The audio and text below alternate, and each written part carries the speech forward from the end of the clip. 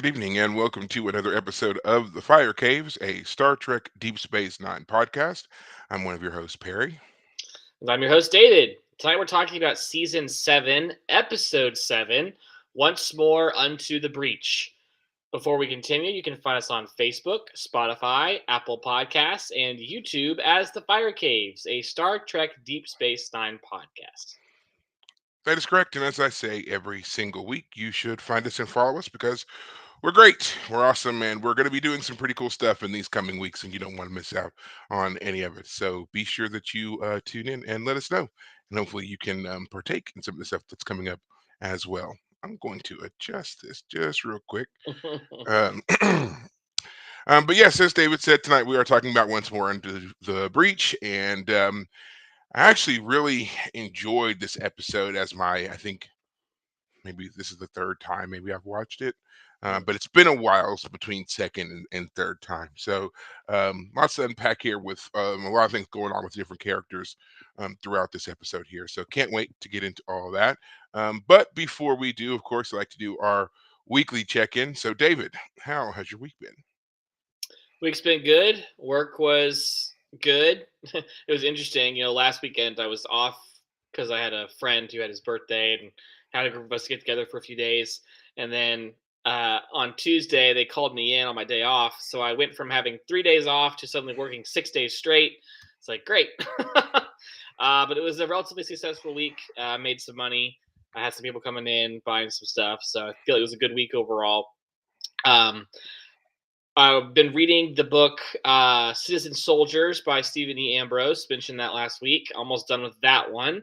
Uh, it's about basically everything past D-Day in the European theater, as I mentioned last week. The focus, again, trying to be on the individual stories or really getting the recollections of the people who were there. It's not a grand overarching here's the battle plans and all of this and that. It does give you some of that to give you context, but it's more like here's what the men were experiencing on the ground, what their life was like. um, and it's really well written. Every one of his books has been well written. This is, I guess, the fifth of his books I've read now. um, and enjoyed them all. So yeah, almost done with that one. And then when I finish that one, I plan on finally jumping in on the Expanse book 7, so we can Hmm. talk about that here soon. Book Looking forward to eight. it. Oh, I'm Book sorry, you're right. eight. Book 8. I said book 7. You're right. Book 8. Hmm. Oh my gosh, looking forward to that. You said, I think to me Yeah. privately, or maybe I think Oh, you said, I'll say it now. I'll say yeah, it say again. it, I say it mean, now. it was, Go. like as David said, we've been going through the series. I'm also reading book 8. David likes to give me a little bit of a head start because it takes me longer to get through stuff because life is chaos over here sometimes. But anyway, I've been reading it in addition to several other things. I'm on chapter, I think 28 right now, and it's great. I think this one may be, in my opinion, the best book in the series. Not Mhm. that the other books weren't great, but just because if you've been following along or if you've read the series at all, you know that one of the things that I have talked about is the lack of stuff about the protomolecule, and this book gives you a lot of it. It doesn't necessarily like explain every little thing, but it's just like more things are happening and we're just getting a lot more of that. Right. So I'm really enjoying that. There's also a lot of heartache. The opening line in the book was almost enough to make me not want to read it at all. But I got over it, and there's a lot of surprises. There's a lot of just twists and turns. There's just a lot of stuff Mhm. that goes on in this one, but at least it's answering a lot of things. So that's why I'm really enjoying this one. Looking forward to how it ends. Looking forward to the final book of the series, book 9, and just really seeing how the story ends. Mhm. And then I know, like, I don't know if you told me or not, but didn't the writers for the Expanse, they've just started a new Yeah. series, and they've got like one or two books in the series right now. Just one. It's called The Okay. Mercy of Gods. I have it in my stack over there somewhere. Yeah, The Mercy of Gods. I have it on top of the Expanse stack. So when we are done with the Expanse, I don't know. I guess it'd be fun to. I'm one of those people who like I don't know. Sometimes I like to come to a series late because then I can read all the books at once. I don't have to like wait. But then there's also something about jumping in early on a series and being one of Yeah. the fans, and like I was there from the beginning.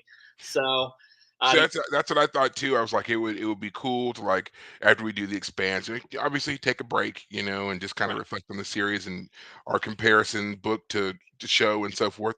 But Hmm. then once all that's done, while there's still only one or maybe by that time, because I mean this is going to be some time out.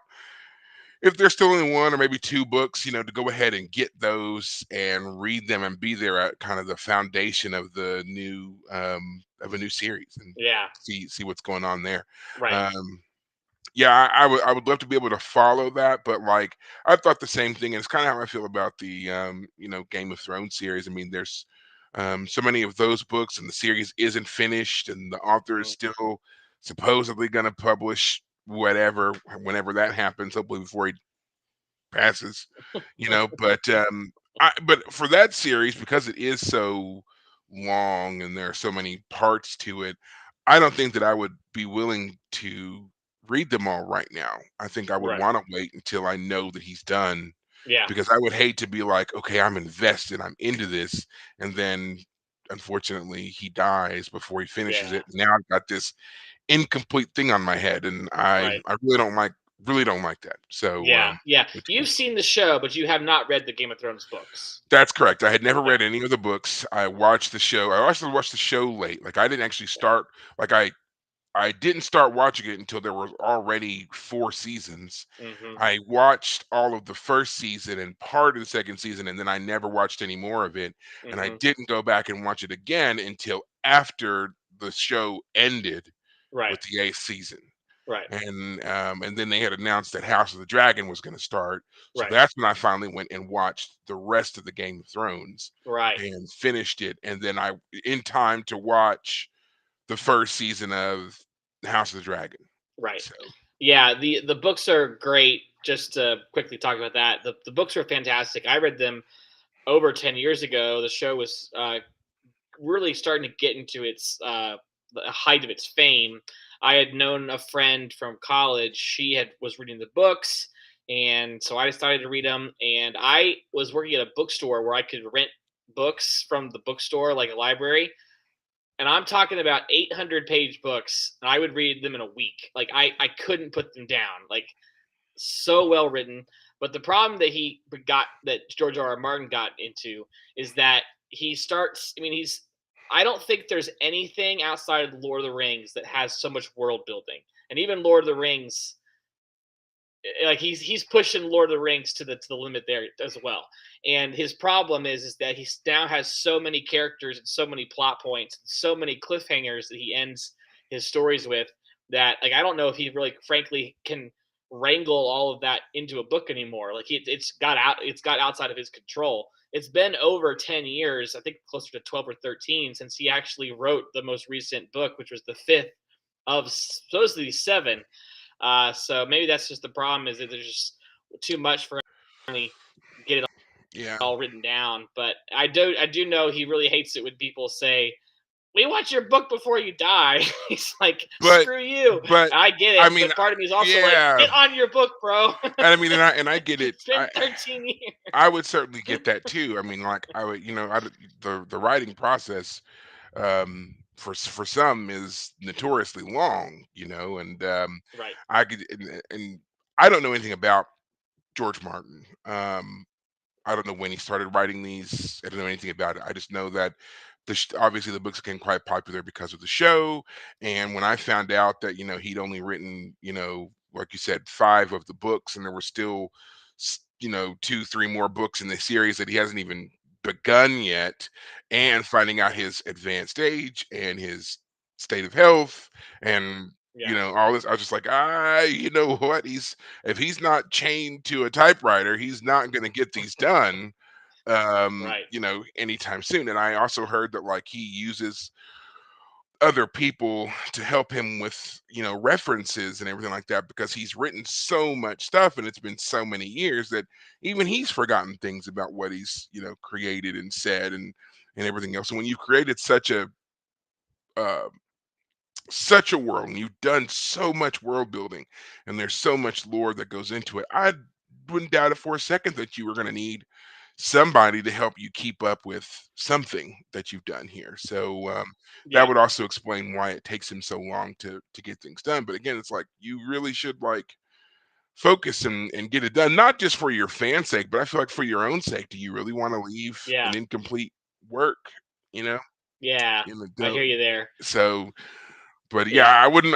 But I also wouldn't want to insult the guy. I wouldn't walk up to his face and be like, "I love your series. Please finish before you die." Like I wouldn't say that to him. You know. Yeah, I don't love you that much, but your works are so great. Yeah. Yeah, You know. yeah, yeah. Your books are cool. You suck, but your books, man. You know. Yeah, all I care about is your Yeah. books. Just You're the minute you're done, you're welcome to right. die. But yeah, You know, just the proverbial. You know, you're sitting there. You know, what is it? You know, perform bear, dance, dance. You know, that's what it's become. So, yeah, yeah, I totally get that, but yeah, I'm just thinking to myself, you know, personally, as a person who does aspire to, you know, novelization at some point, I would never want mm, to, you know, have a massive series and I'm telling people it's oh it's 8 books, it's 10 books, it's whatever, and I'm only on book 4 and I'm you know seeming to be in no rush to get to anything else. So, but that's just me. right. So I don't know. Maybe it's a long con. Maybe he's already actually got them all finished, and he's just waiting for like a particular moment.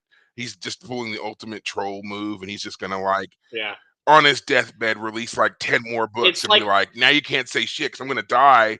How dare you criticize me before I go out," well, you it's know? who's the artist that like wrote a song and like had it put in a time capsule and it won't come out, like the record won't be allowed to come out of the time capsule until like 2050 or something. Was it Prince or something It like might have that? been Prince, but I also know that John Malkovich stars in a movie that won't be released That's for like 100 right. years.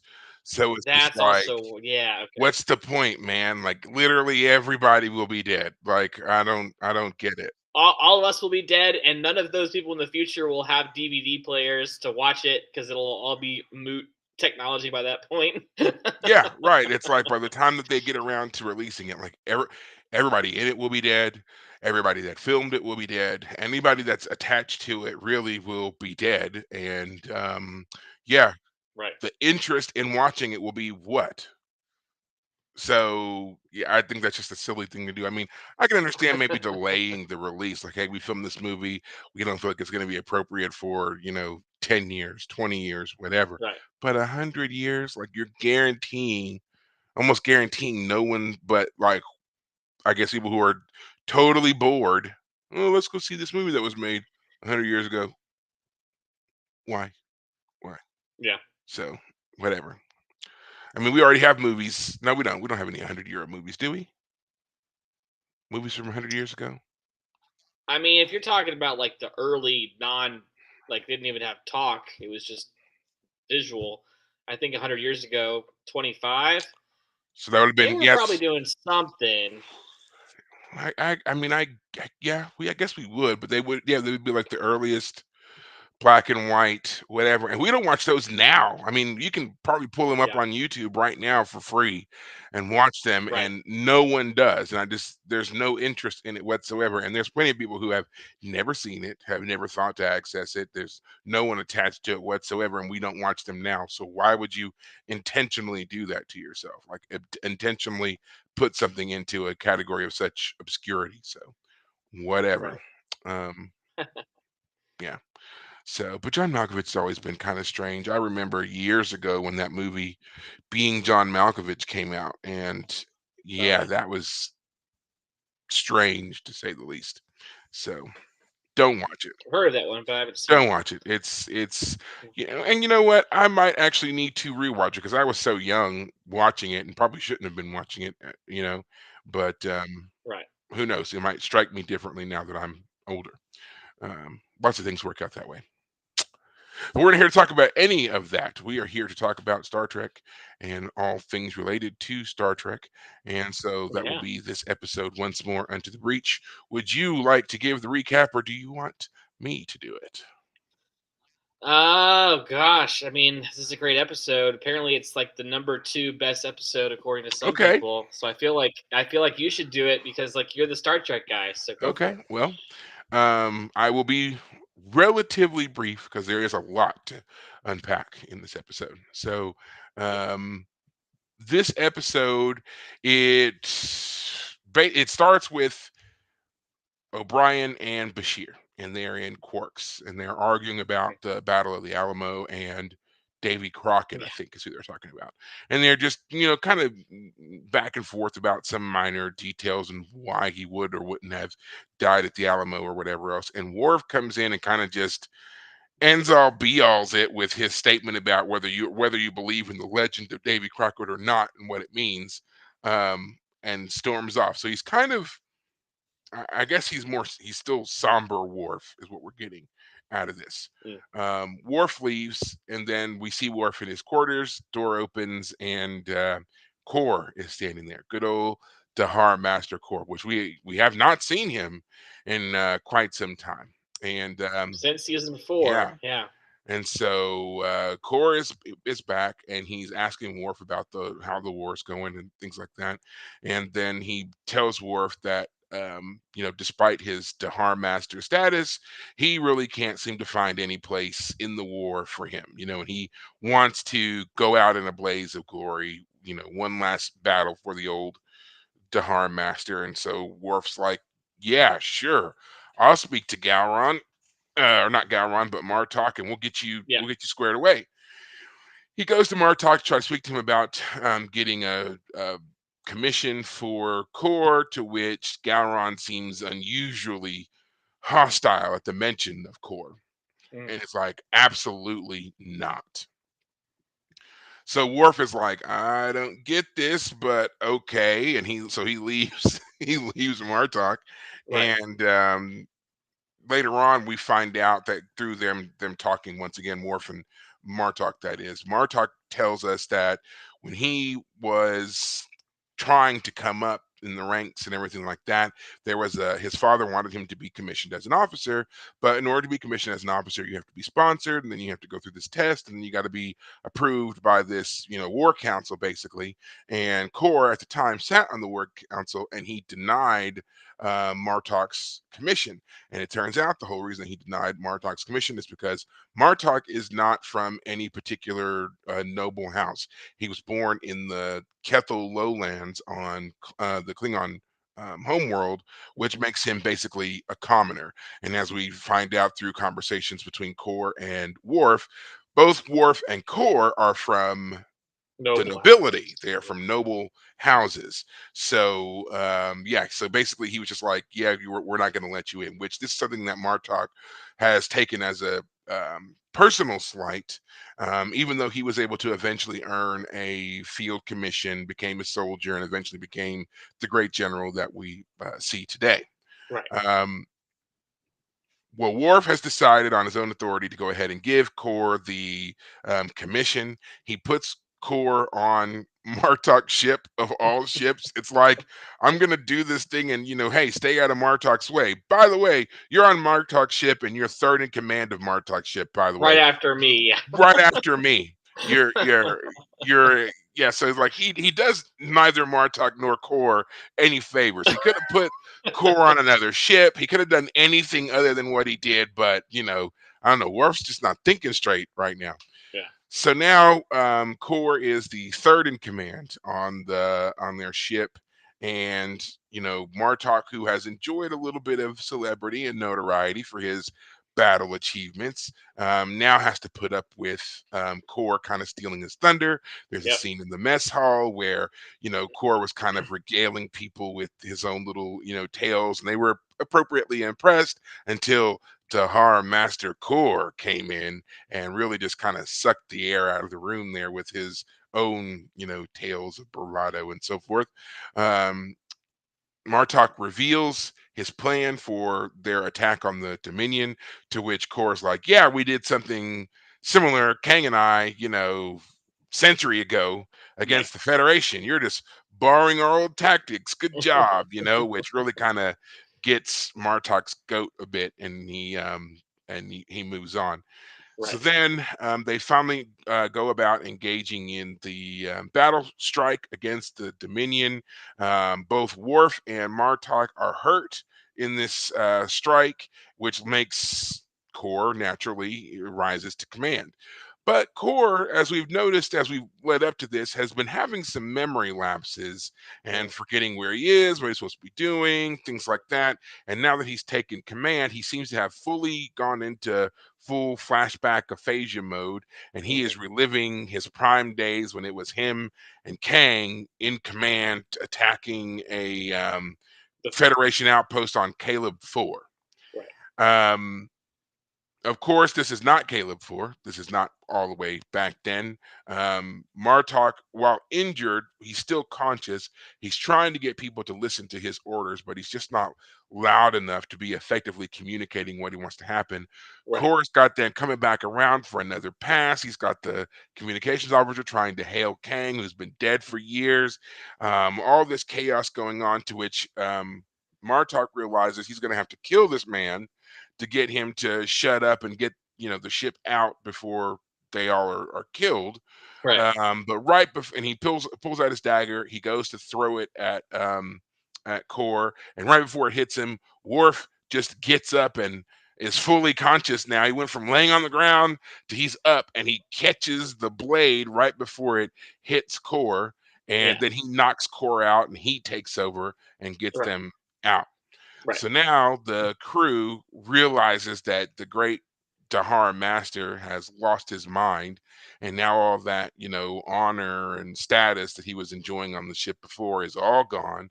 No one's around him, and we see him later on in the mess hall. He's now eating by himself.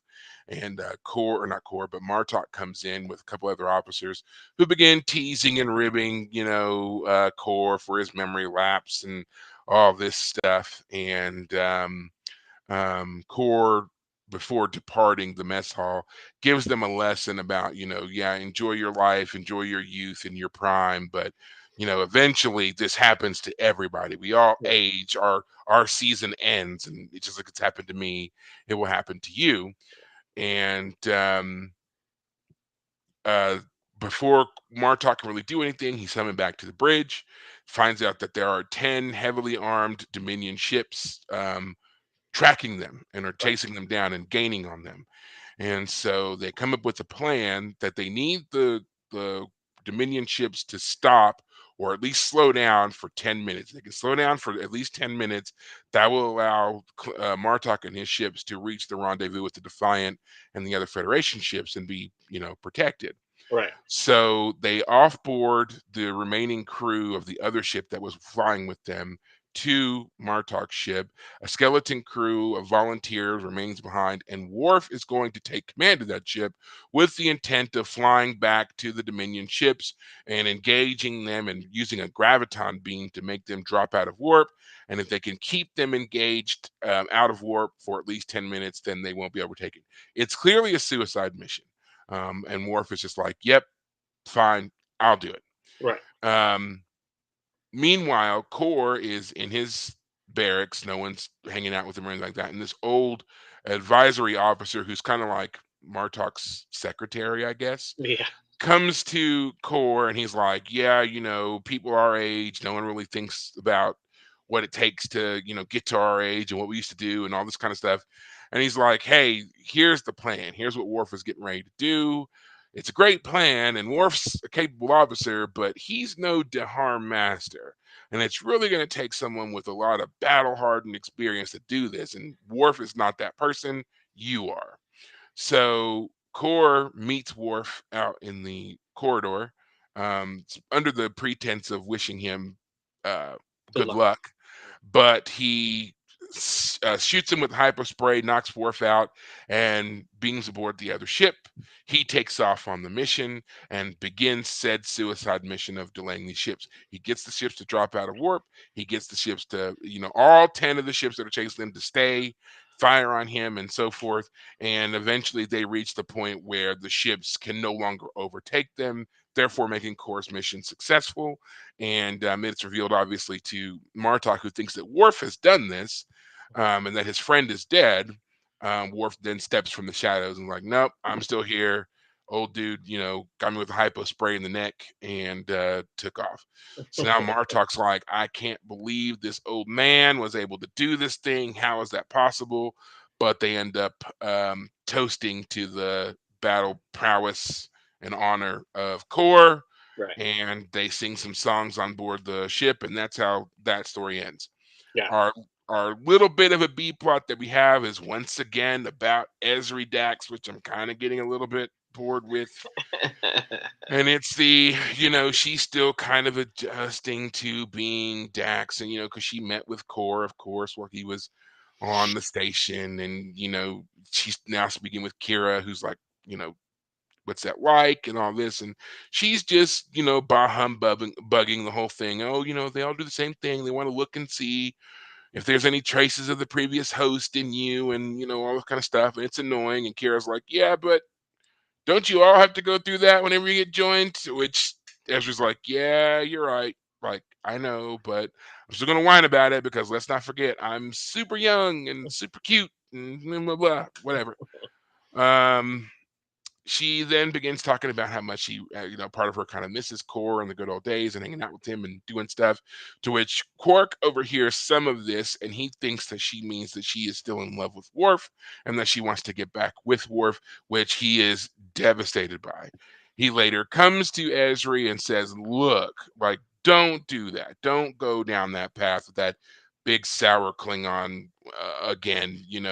You're supposed to not do that. You're supposed to dissociate from your past life, and you owe it to yourself to have a new experience with someone better, someone whatever. Worf doesn't deserve it. He hasn't done anything to, earn your love and your trust and your whatever. Pick someone else. Basically, Mm. pick me is what he's doing. Pick me, pick Um, me. to which he's like, I'm not interested in going with Worf. Worf's Yeah. moved on with his life. I've moved on with my life.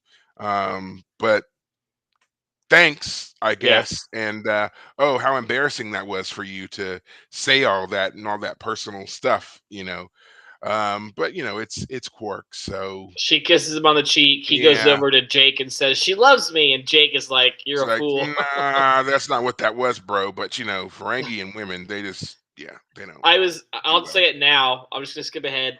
I realized in that moment that we haven't seen Jake date anybody in a while, and his know-how about how no, she doesn't love you. Like, what are you doing?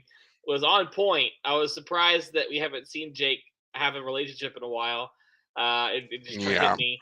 And funny little scene because in the background you saw Jake Sisko while Esri and Quark were talking, and he's just sitting there leaning and Like, laughing. and just smirking the whole time, like he knows what this is, Yeah, So it was nice to see a little, Jake drop in a little bit, but that's essentially the B story. It really doesn't do anything. It doesn't go anywhere. But yeah. there it is. It's just more Esri nonsense. So that's it. That's the episode. We're going to talk about obviously some of the finer details and points and whatever else, but that's essentially it. So, do hmm you want to start with our A or our B plot in this one? I mean, we can knock out the B plot real fast because I just Yeah, really we mentioned it. can. I mean, you're right. Nothing much is said. Esri is talking with Kira. Kira, you are right. She's complaining about everyone looks, and Kira's like, well, that's kind of how it all works for everybody, and you didn't go through the normal Yeah. process of getting, you know, You uh, did replace merged. someone that we knew and loved and lived with and so forth. Yeah, And now you're going to complain. Like, what's which the, yeah. I have to say, it is funny. If the idea was that you're not supposed to get back into your romantic entanglements, it would seem that the whole life of the previous person you shouldn't just go back to. Like, I know Esri talked about going back to the ship she was on, and Cisco convinced her to stay, but it does kind of put a bit of a pointer on the whole idea that this Esri character, the only reason she exists is because they got rid of the actress who played Jadzia, and they didn't work very hard to come up with any sort of replacement. It's just, all right, now it's Esri Dax. Yeah, Woohoo! yeah, I it's didn't try the very hard. Um, I mean, and it's just like it almost feels like they replaced her just to make a point, and no one thought about the repercussions of what would come afterwards. And so now we have to listen to this like whiny child, mhm. talk about oh, everybody's still looking for Jadzia, and it's like, well, you literally replaced her. Like, it's not even like you're, a distant relative or whatever it is. You literally stepped in to become this person that we all knew and Yeah, loved and care about and whatever else. And then, you're supposed to be so different, but really all you've done since you've been here is complain. Like, seriously, every episode that we've had with Ezra in it has been her whining about something, and it's like, is that the big difference that we're supposed to see between you and Jadzia? Jadzia was like, was fully competent and capable and sure of herself and knew what was going on and was either down or she wasn't, and if she wasn't, she said so, so forth. All you've done is whine. All you've done is whine, and I'm tired of it already. I'm tired of it. So, yeah, I'm just like, and Kara's like, yeah, aren't you supposed to be like, and again, we're supposed to give her some credit because she didn't go through the whole initiation process like Jadzia did. She didn't have the same kind of adjustment time with being joined like Jadzia did. I get that, but it's like, man, at some point you just gotta like, you gotta internalize some of that stuff. Like, right. stop voicing it. We're tired of hearing it. Meanwhile, no one is checking in on Worf, who has to walk around day in and day out and work with this person who literally replaced his wife and watches other men actively chase her, pursue her, hit on her right in his face. And no one's just, oh, he's just big, dumb, sour Klingon over here. What? Yeah, What? I mean, it's crazy. It's absolutely crazy. And if it was anybody else, we'd be like, oh man, that's really got to be hard. And her staying on the station instead of going onto another ship and being far away and giving the grieving widow time to actually grieve and get over it. really. Yeah, No one would have batted an eye. Like, if Cisco's let's say that Cisco's wife Jennifer had a twin, and the twin came on board the station and was just like, you know I'm not her, but in every way that anyone can think of, I am her. right. And um, there's a possibility that I could go back to Earth, but there's also an equal possibility that I could stay here. And it's kind of up to you. What do you want me to do? Right. What? Yeah, Everybody would be like, yeah, leave, yeah, leave. You can come back later. Just don't stay now. yeah. But no, because it's war. We're like, nah, you're a Klingon. Take it, Right. take it. We're just gonna twist the knife every chance we get. Yeah, Ugh, awful. yeah. I mean, I think that's really it to say about that plot line. Yeah, I There mean, wasn't much else. there really So wasn't. Honestly, there really wasn't even a point to having the plot line. We really didn't need it. yeah, I just mean, a if little bit of padding for the episode. yeah, I was yeah, actually, and I'll mention it this. I'll say it this way: as I was watching the episode, sometimes as I'm trying to keep track of where I'm at, like how much time is left, you look down at the the play line or whatever you want to call it, and like you could see you show a little screenshot of what's coming up. And I noticed, and as the episode ended, like it ends with Core doing his fight, like and them drinking the wine and they sing, and that's it. That's the end of the episode. Like we don't even get a 100% confirmation that he's dead. I mean, it's pretty much insinuated, but like we know that like no one, there was no like final wrap up scene right there at the end where Cisco says he was a great warrior and we'll miss him. Like they chose not. What I'm getting at is they chose not to have that scene at the end of the episode that padded it and gave us some some resolution and said, yes, he's dead, in favor of, hey, we need Esri to have a scene because she's now part of the cast. right. I mean, they almost could have done that. At least show Or Martok and crew returning to Deep Space Nine, and them kind of toasting Core in Quarks, and giving Jadzia, or not Jadzia, but Esri, a little bit more of a finality, a wrap up there to her um, aspect of things. So right, just, yeah, something else besides what we got. But again, it just kind of just shows that that whole B plot really didn't mean anything. right, I guess I'm like offended for Worf, because I just get so tired of seeing everybody's kind of dancing around this. Oh, Esri is just so beautiful. I just want her to be with literally anyone else. Quark's after her. Bashir's after her. Is Jake after her? I don't know. It kind of seems like he is, Yeah, Um, him showing up this episode at that moment was a bit strange. I'll say that. Yeah. Yeah, because that's right. We haven't seen him at any other point in the episode. We haven't seen Jake in a few episodes. It's been a little bit, Yeah. you know. And even when I believe when we first saw him was, or when we last saw him was when everybody returned to the station, and he was telling everybody, "Oh, that's Esri," and he was Right. also kind of gushing over her too, like, "Isn't she cute? Isn't she with it?" Like again, there's this whole, oh my gosh, she's so changed from Jadzia. She's so accessible to almost everyone, Right. and it just, I don't like it. I don't like it at all. It's just I really, and I think that's why I've always had a problem with that character, because it's like I think Esri would have been a great character somewhere else, Right. but the fact that there is still this very strong traumatic tie between Dax and Worf that really never gets resolved. We're supposed to be like, well, we figure somewhere off screen he eventually got over it. Right. What? He was married to the woman. They were planning on having a child together, and suddenly not only is she dead, but now there's this kid in her place. And Right. I'm watching as all of my so-called, colleagues, all of my former wife's best friends are tripping over themselves to be the first ones to land themselves between her legs. Come on. It's disgusting. It's Yeah. absolutely disgusting. So, Yeah. yeah. We And said it then before, but yeah, yeah, yeah. it. Well, I feel bad for Esri in the sense that like if she had any like the character I guess on some level does, but don't you understand that you're just like all of like Quark and Bashir and even Worf are seeing Jadzia, and so if any of them want to get with you, it's because of that angle. And so I can just imagine that anyone who has any sort of like can think about it at all would be like, I don't want you because you don't want me. You want something else.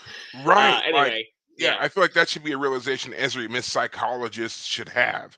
yeah, They're not necessarily interested in me, they're interested in the fact that I'm a incarnation of Dax they suddenly feel is more accessible to them than the previous incarnation of Dax. right, That's all this is. right, right, So, yeah, former legitimate relationship with someone outside of Jadzia's immediate circle. That's the other part of it too, because she came back and inserted herself into that same, void in the friendship dynamic that Jadzia left. right, Yeah, your job may be a little bit different, but for the most part, you're fulfilling the same role. right. So yeah, I just don't. So that's why there's always going to be the constant comparison, and I think it's why Nicole DeBoer, who plays Esri, also had so many issues with fans later on. It was just because that's what it was. You were intentionally designed to be a replacement for a well-established character, and they Yeah, just didn't do it well. If they at had all. found another way to introduce you, like let's say that Ben was obviously struggling, and with the collapse of the wormhole and seeming abandonment of the prophets, he left the station, Right, right? So if she wanted to come and be the counselor that had kind of got him out of this funk fugue state, whatever that he was in, while he was on Earth, and so we only would have seen her interacting with Ben, I think that would have helped out a little bit more than the quick rush job to get her back to Deep Space Nine right. that we get. So, yeah. But at the same time, it's the seventh season. There's not really time for that. Perhaps with the show, if they had, done 8 or 9 seasons, they would have done more to really kind of establish who Ezra is. So it's, playing fast and loose with a very small amount of time. So there is that. Right. But now on to the main event, the Yeah. real reason we're here. Core, Martok, and Worf Yeah. are a story. So, as I said, this is the first time that we've seen Core in quite some time. What do you think of Core popping up again, seemingly out of the blue here? I gotta tell you, I didn't even recognize him. I mean, it's been so long, seeing as how it was literally season four since the last time we saw him, and Core was always the drunk, boisterous one, and in this one, he's a pathetic old man frankly. Yeah, he's much more somber when he comes into Worf's quarters. He's much more reserved. He's not nearly as boisterous, as he Yeah, was before. Yeah. yeah, and he comes in and he's like, I've made a lot of enemies, so no one wants me. And then you find out shortly thereafter that, well, part of his problem is that he's got some dementia going on. He's not able to keep he's not able to focus properly and remember things as well. Um, and so the question comes out: Are people, has he made all these enemies, or is it people recognizing that he's beyond his prime and are trying to gently let him down, but haven't done so gently? Maybe, when is a Klingon done something gently? So maybe that's the wrong word. Yeah. Right. um, of course, the Davy Crockett opening scene about, what Bashir and O'Brien are talking about. They're talking about he was already at 49. Davy Crockett was an old man for his time. Uh, I think they're trying to just say that he went out in a blaze of glory, or like he wouldn't have. Yeah, so Well, the argument that O'Brien and Bashir are having about Davy Crockett, from O'Brien's perspective, Crockett died a hero. He right, intentionally chose this Alamo, the Last Stand, all of that, and wanted to go out as a hero. right, Whereas, Bashir is arguing that there's no real proof of that, and that if you look at the other evidence to the situation, it's far more likely that given the opportunity, Crockett would have surrendered. And he's kind of intimating that Crockett couldn't surrender. It's not that he didn't want to, it's that he couldn't, versus right, versus O'Brien saying he never wanted to. And right, from Bashir's perspective, he was saying, Crockett was an older statesman. All of his best days were behind him. He was pretty much considered old at 49 because of, at the during that time period, people just didn't live that long. right. So yeah, he said by all reckoning, he would have surrendered and tried to extend his life a little bit versus the blaze of glory thing. To which Worf is like, either you believe in the legend of the man, Yeah, because or O'Brien had said, I'm not saying it's not possible, Bashir, for you to be right. And that's where Warp is like, no, either you believe it or you don't. Yeah, keep right. going. Yeah, yeah, Yeah, because yeah. O'Brien's like, yeah, it's possible, but that's not the Crockett that I know and love, basically. right, And Worf's like, yeah, yeah. You either believe in the legend and that the guy, that was his choice, and that he did this because he is the hero that you've always, imagined and believed, or he's just a fallible man, in which at that point it doesn't matter. right. So choose. And then he walks out, and they're like, well, I guess that's that then. Now Worf says it in a much more, eloquent way, I must say, than I did. But that's kind of the gist of what he says there. And I really like Worf for that. He kind of like just distills down their rather irrelevant argument, but it does relate later on, as we see, to what's going on here with Kor, this older man who has achieved this high cultural status as Dahar Master. He's very much kind of a legend in his own right. And Right. is he worthy of a ship and a battle commission and all that stuff? I mean, on the one hand, yes, but he's older. His faculties are clearly starting to go. He's Yeah. not the soldier he once was. Yep. So should we still be giving him the same kind of, and he hasn't really proven himself to still be accurate. Right. So yeah, there's a lot there to unpack with those parallels, which I like. I like that Yeah. they did that. So, but yeah, Yeah. that's Core's whole issue here. Yeah. Um, then moving forward, I thought it was kind of interesting that Worf had not only promised a commission, but then he says he promised a commission in the Federation. It sounded like, and then somehow that translated into he's now my number, like the guy right below me on your ship, Martok. Like as you were pointing out in your recap, it's like, how'd that happen? Yeah, I mean, I don't know if he promised him a commission in the Federation, but I know he did promise him. He said he granted him a commission in station, and Well, it so sounded like, I mean, again, I might be wrong, but it sounded to me like he was saying is he had promised him a commission because Worf obviously is an officer in the Federation, and so I thought he was saying I offered him some sort of commission on behalf of the Federation, and so if he's going to have a ship, it'll be a Federation ship. mhm. But like, hey, he's a Klingon. we Well, want him to be on the Klingon side of things, and Martok being like, no, I won't have anything to do with him. And then for Worf to have not only turns out not only have promised him a commission, but a commission on one of Martok's ships, and not only on one of Martok's ships, but the flagship that Martok himself is on. And number three was like, dang, Worf, you like really presumed quite a bit there. So I it's mean, important to remember that while Worf is a Federation officer, he is also a member of Martok's house, true. which, according to Klingon tradition, with Martok being a general, Yeah. gives Worf a certain amount of power and station Right. in the Klingon Defense Force as well. So Right. he's kind of like a dual officer here. He represents the Federation on things, but he can also stand alone and be a Klingon citizen and partake in Klingon stuff. That's why he can take a post on Martok's ship. It's not Right. just um, an olive branch or whatever they would call that, an officer exchange or anything like that. He can legitimately serve. So, and also, not only can he legitimately serve, but because he's the first officer, he has authority to grant positions, which is what he says on my Right. own authority. I granted him this, position here. But yeah, Right. he And doesn't do anybody any favors by being like, yeah, guess what? I gave him a position, but you know where I gave him position? Yeah, yeah. right behind you on the Right. bridge. Yeah. Enjoy that. Yeah. Yeah, Right like where come every on. when everyone wants to go and stand up and give him a high five and thank you for showing up and we love you and you're the great, The great and powerful core. Dahar Master Core, Yeah. yes. Yeah, right where Martok is like, I can't stand him. But my I guess and to say it also, Worf is a friend with the guy, did not know that Martok hated him. So when he said, yeah, I'll give you something, it made sense.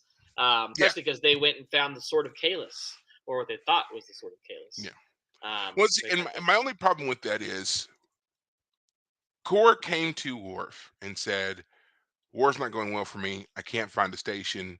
Can you help me out?" right. Worf said, "Yeah, I'll see what I can do." He went to Martok, tried to speak to Martok, and Martok was basically like, "I don't want to hear anything you have to say about that man. Don't ever bring him up in my presence ever again."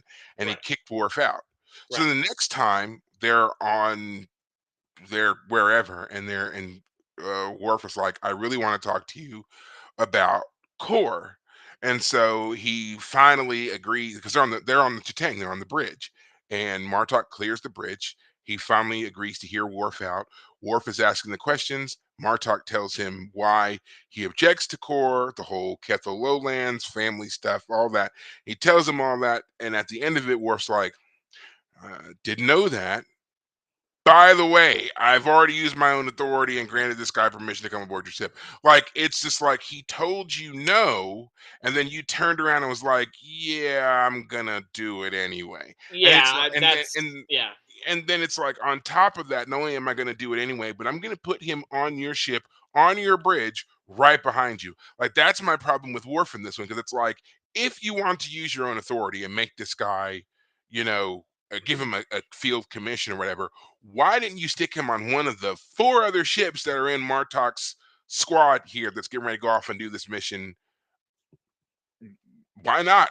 Yeah, well, I would say that the probable argument for why he didn't was that when he found out that Martok hated Core, he was like, okay, then I won't put him in charge of a ship because he would hate that, like one of my ships being in command of one of my most hated foes. I'll say it that way.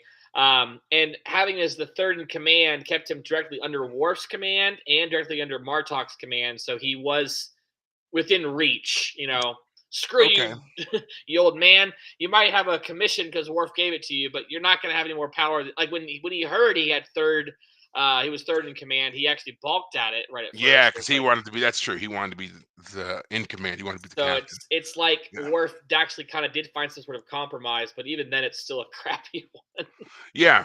I mean, and he's probably stuck. But and then now as you bring it up, he's probably stuck because, I mean, again, he's the Dahar master. So having him on the ship, if you don't have him close to higher ranks, it could demoralize your crew. Right, Why would you have a Dahar master scrubbing bulkheads in engineering? He exactly. should be somewhere in And then if he command. was in charge of his own ship, would he, because he's a Dahar master, outrank General Martok on some level? Like, would he be allowed or assume even that he could like go off on his own missions? Like, you can't command me. You might have given me this ship, but now it's mine. Like, there's Yeah. there's a number of interesting sort of how does the politics of this situation actually work out, and maybe Worf did find the way to make it sort of work out even after all everything else looking kind of funky. Who knows? I guess my initial knee jerk was just, the guy clearly has an issue with him and you stuck him on his bridge. Like the worst place he could have been, you know. When he shows Um up too, like right before they leave, and he's like reporting for duty, go to your station. It's like you haven't gotten on the ship and already Yeah, had some sort of like moment already. he's grandstanding because you can clearly see that Worf was a little nervous in that first scene, and it took me a minute to figure out why Worf was nervous. It's because he's not there. He's not at his station. Everybody else is there. They're getting ready to get underway. Martok's already given the order for laying a course as we're doing all this kind of stuff. The dude is not there, and then all of a sudden the door opens and in walks the Dahar Master, like he's parting the seas here, and Right. everybody just turns and stares in awe, and then he's like, "Third Officer Core reporting for duty," and then he's got to take the long way around, and he's shaking hands and all the. So he was like, he made sure he was the last to arrive, so that he would have the greatest effect on everybody. Again, the grandstanding. So it's just like, once again, this guy is not doing anything to earn himself friends with the higher ranks, with Martok in particular, Right.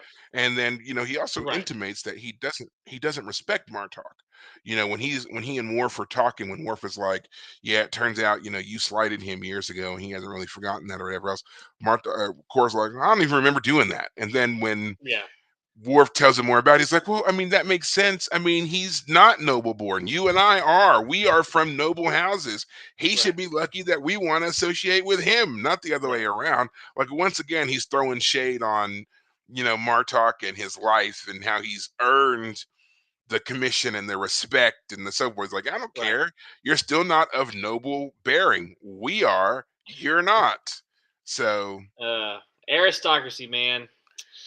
which is saying something Aristocracy. because Worf's family has been through the ringer, man. That they were killed. The father was thought to be a traitor for forever.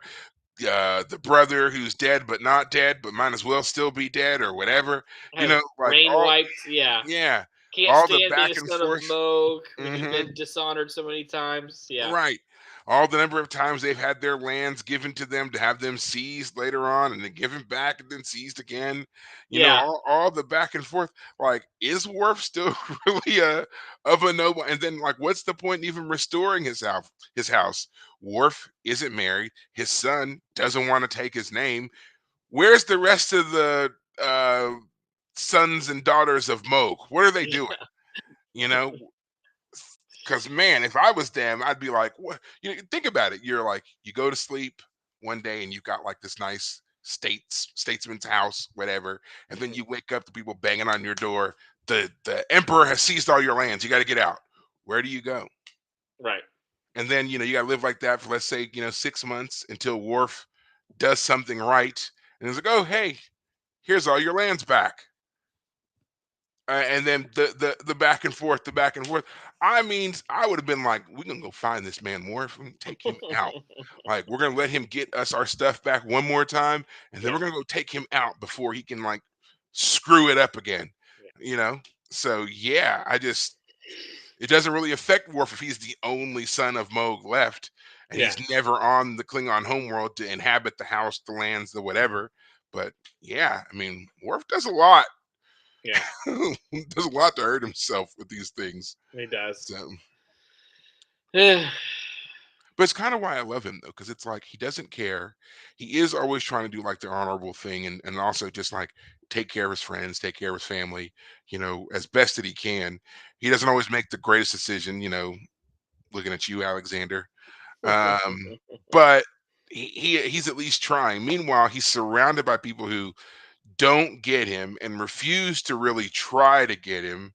Yeah. And he's just kind of made to put up with all of their shenanigans while Right. being this honorable person. So Yeah. just crazy to me. Yep. Yep. Totally right. Um, but Yeah, we have to get to that. Well, the scene I want to talk about, I guess, is the one where Martok um, goes in with the others. Like when Korg went into the dining hall area the first Vine. time, Uh-huh. he's all telling stories and everyone's praising him and they love him and he's great. And then after the battle, where he kind of loses his faculties, Martok goes in there, and the women that go in there with him are suddenly, giving Core a hard time. They have turned. They are. I mean, to be Mhm. frank, it's bully tactics. Really, Mhm. they're ganging up on him, and that's a full on bully scene right there, man. You Yeah. got one who's like it was perfectly done. Actually, that's why it's such a great scene, because Martok does everything from no, like I trust your judgment, Core, like. And then when the others attack him, he's like, "No, don't attack him.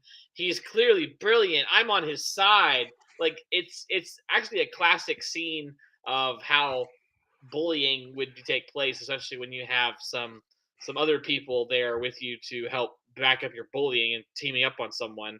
Uh, the most recent season of Squid Games had a similar scene where a character and some others, gang up on someone else, and that felt the exact same way. And I'm not saying it's bad. I'm just saying like it's a classic scene of like when you're being bullied, when you're being surrounded by people who are making fun of you, all you could do is just sit and take it for a bit, and then later just walk away and say, "You make fun of me now, but it'll come to you eventually," like he Yeah. does. Um, and then Martok in the very next scene, he talks with Worf and he says, I thought seeing him humiliated would make me happy, but I have no joy from this. And that's very Christian sentiment. The idea that you're supposed to forgive those who have hurt you, and that you're supposed to turn the other cheek, and you're not supposed to take pleasure or joy in other people's misfortunes. You're supposed to, you know, even your enemies. You're supposed to, There's Jesus says like if someone takes your cloak, give them your jacket. If they force you to go 1 mile, go two. So got to say it, very very Christian morality coming out there with Bartok being like it wasn't worth it, making fun of Yeah. him. um It's definitely definitely it was a learning, a growing moment for Martok there, who yeah, he was just like, I've hated this man, and I've looked forward to the day when he would be brought low, basically. And now that it's finally arrived and it was at my own hand, right, it doesn't. It's not good. It rings hollow. It's not yeah, as fulfilling as I thought it was going to be. I mean, right, he still did it, but it's just like, yeah, I'm realizing this is not. yeah, Yeah, it wasn't what I wanted. So, yeah. um, Well, hurting someone else, especially the person who hurt you in response to a hurt, is not going to actually solve the original hurt. It's a perfect example of um you know when you've been traumatized or hurt or offended or anything, that is the past. There's nothing that can overcome that. The only person who can, move past that is yourself, and that's requires some level of forgiveness. And the hard thing in Christianity is like, what does it mean to forgive? Well, first off, forgiveness and forgetting don't have to necessarily be the same thing. Forgiveness is I'm not going to bring it up anymore. I might remember it, but I'm not going to always, reference it every time I talk or about you or with you. And if it does happen again, and I forgave you once, and you're supposed Jesus says forgive a million times, basically. But you can say, hey, look, this is clearly a pattern of behavior. You keep doing this to me. I don't need to be around you anymore. My now I've forgiven you once. I've forgiven you 7 times 7 times, as Jesus said. Um, but now this time we have to part ways because clearly you're not changing your behavior. Once you change your behavior, then we can try and reconcile. But until then, you go your way, I'll go mine. But yeah, I was like, this is a good episode because it's got a very easy morality tale. yeah, It's not like a beat you over the head morality tale. It's a straight up one, classic morality tale, but still a great great morality tale for what it is. Because I mean, when Martok hears that Worf was talking with Core, he is immediately pissed. Like Yeah, that's part of the reason instantly, why I didn't. I was like, instantly. I don't know if I know who this character is because I was like, I think I Like know who it is, that's but that first time on Deep Space Nine when Worf walks into Martok's quarters, and he says, "I was just speaking with the Master Core," and Martok stiffened, and like it's a classic thing that we've seen, yeah, that recognition without the verbal confirmation of recognition, right, but it's played off expertly here because it's like Martok stiffens, and then he slowly turns around, and that he's only got the one eye and everything, yeah, but the absolute look of hatred, contempt yeah, on his face, and he was like, "Don't you ever speak that name in my presence again." It was like that's all you needed. And like even Worf, he kind of like his eyes kind of widened and was like, "What's that about?" yeah, Because as far and as he, everyone else is concerned, we love Core. yeah. Core is great. Well, He's that's why I never was like, encountered wait, anybody who, who is this character yeah, that Martok hates so bad? That's what I was confused about him. And yeah. then, like, not only is Martok so upset the first time, he basically says, "Don't even talk to me about him." Worf has to try and bring him up again on Oh, the when he bridge. screams, "Clear the bridge!" Yeah, Yeah. yeah, As and soon as he says, "I would like to talk to you about Core," clear the bridge, and everybody just they are like, "What is going on?" yeah, yeah, Yeah. and Worf finally gets him to tell the tale, which is great because it gives you. I mean, as I've said from the beginning, I'm gonna say it here because it's been a while since we had a Klingon episode. The Klingons are the most interesting faction, bar none. They have done such a great job of making them interesting and believable, and like Well, I can see it. I to can that I will see. say, don't watch Discovery then, because what they do to the Klingons in Is Discovery is nothing short of a tragedy. And for a atrocity, person who speaks highly of Discovery, it's really for other things. right? But yeah, I've never agreed with what they did to the Klingons, and I don't think I ever will. Right. So, but Well, yeah, just to say that the idea that they're an aristocrat in a an monarch, aristocratic. an aristocratic society. But I was going to say are they a monarchy? But I guess I don't know the like. What is it? Imperialistic aristocracy. I think that's the Yeah, that's best way probably to. more accurate because it's not a Yeah, kingdom and like the my son, my son, my son, my son. right. But it's still a aristocracy and imperial They yeah, aristocracy. they have the empire, then they've got the noble houses and the ruling class, Right. and then you've got your various statesmen, governors, whatever, and then you have everybody else. Right. So Well, that's how and, that works. and because even Core himself says to Worf when they have they're talking in the early one of the earlier in the episode when Worf tells them that you're going to be my number three or you're going to be the number three, he says, "Ah, you've been around these democratic societies for too long. You Yeah. know, we as nobility, we are people that are looked up to. We We're born to rule. right, We're the elites. And even Martok says the same thing. He's like he's divine ruling. He's from the divine bloodline. right, He's a part of that elite whatever. So no matter what, like he's always going to have power and command station and things like right, that I'm never going to have, even with me achieving my battle commission and winning skirmish after skirmish, conflict after conflict. I will never reach the level of nobility that he was born into, right. which brings me back to Worf and being inducted into Martok's family Yeah, as a brother. yeah, As much as I would love to believe, and we really, they think they do a good job of making us think that Worf and Martok are quite close and they think yeah, of each other as brothers, and there's no reason for us to not think this way.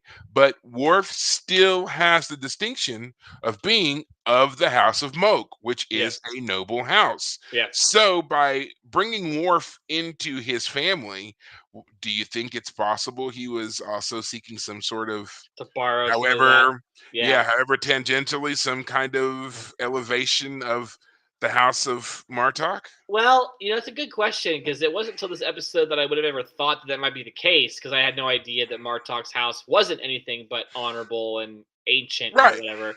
So now the question is brought up in the same episode where he like despises the fact that he was kept out for that very reason. I And he's feel like held on to the grudge for 30 years. By his yeah, own admission, he's held on to that grudge for 30 years. I would say if anything, there might be a small part of him that like secretly gleeful that a son of Moog was so debased that he would even consider joining Martog's family.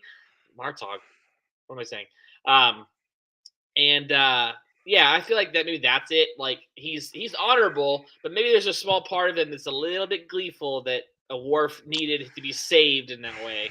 Yeah. Um, Yeah, that so he was one to he was in the prime position to save a member of the infamous nobility, right, however disgraced they may be, because he's still of noble bearing. And as Worf achieves his own notoriety and kind of reclaims his honor, however roundabout he goes, any successes he has not only builds up the House of Moog, but also the House of Martok. yes, So exactly. it works either Yeah, way. right.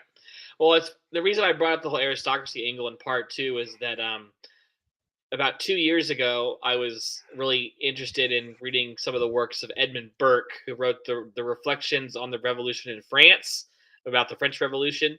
And part of what he was trying to defend in attacking the French Revolution, which of course was trying to tear down all of the nobility and all the terrible corruption that had been a part of French culture with the monarchy. Well, he was trying to defend the idea of monarchy and aristocracy. Edmund Burke was, with the idea that when you're born to a high station, you're also supposed to be held to a high standard, and like all of those privileges you get are supposed to be ways that you obtain the skills and the fortitude to then do um, you might say great things, but to take on authority, to take on responsibility. He would defend the aristocracy in that way. I feel like uh,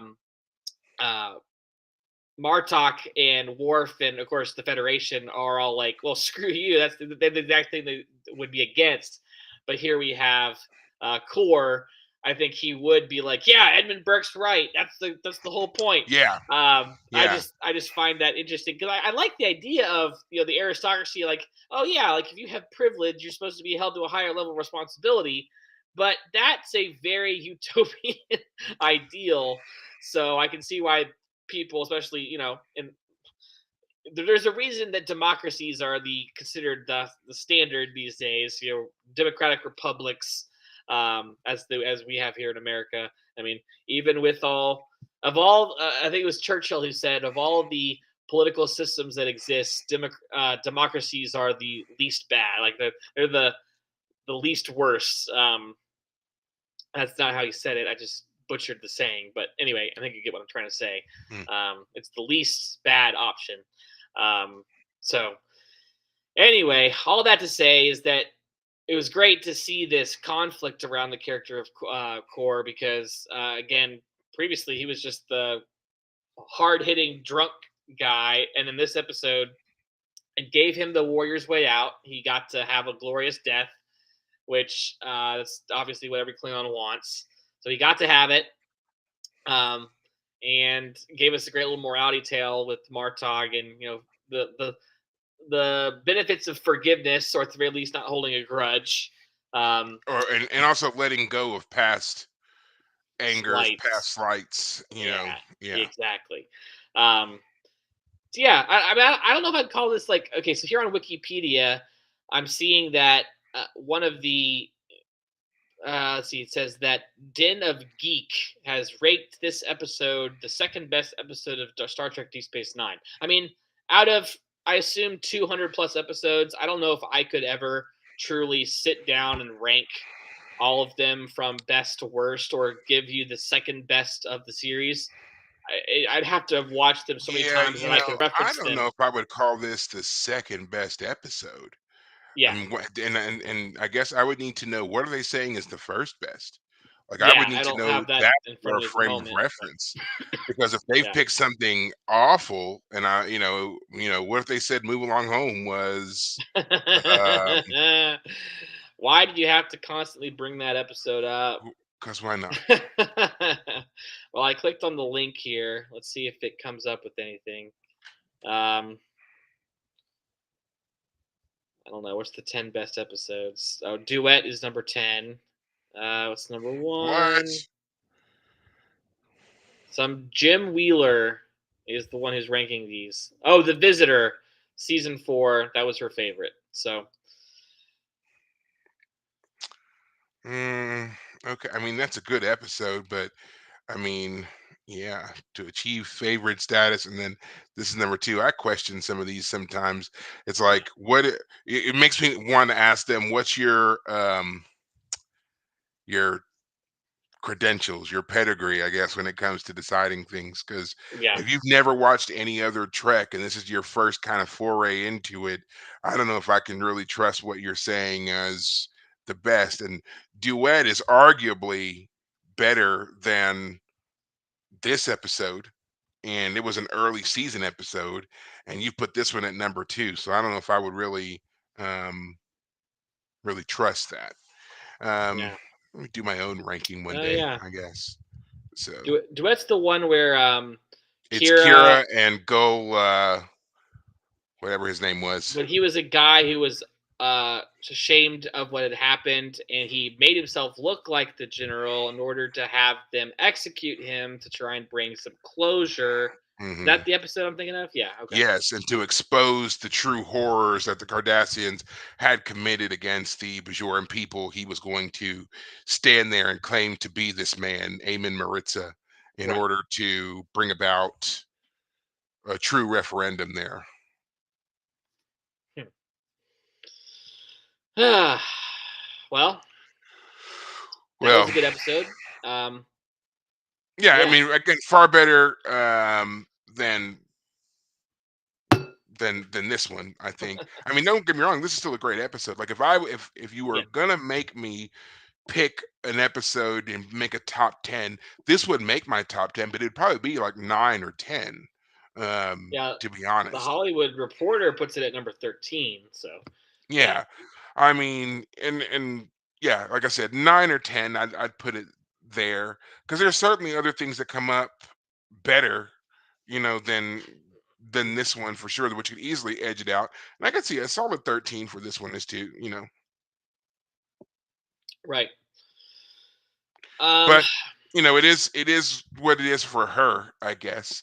So like I said, I'd like to see like what she ranks other things by, or how she ranks everything. It's like that woman who wrote that article about Belana Torres being a better representation of Klingon culture than Worf. It's like, yeah, you didn't watch the show at all, did you? So, Mhm. but there it is. Um, I think that, yeah, a solid 9. I would give this one ninth Yeah. position for this one.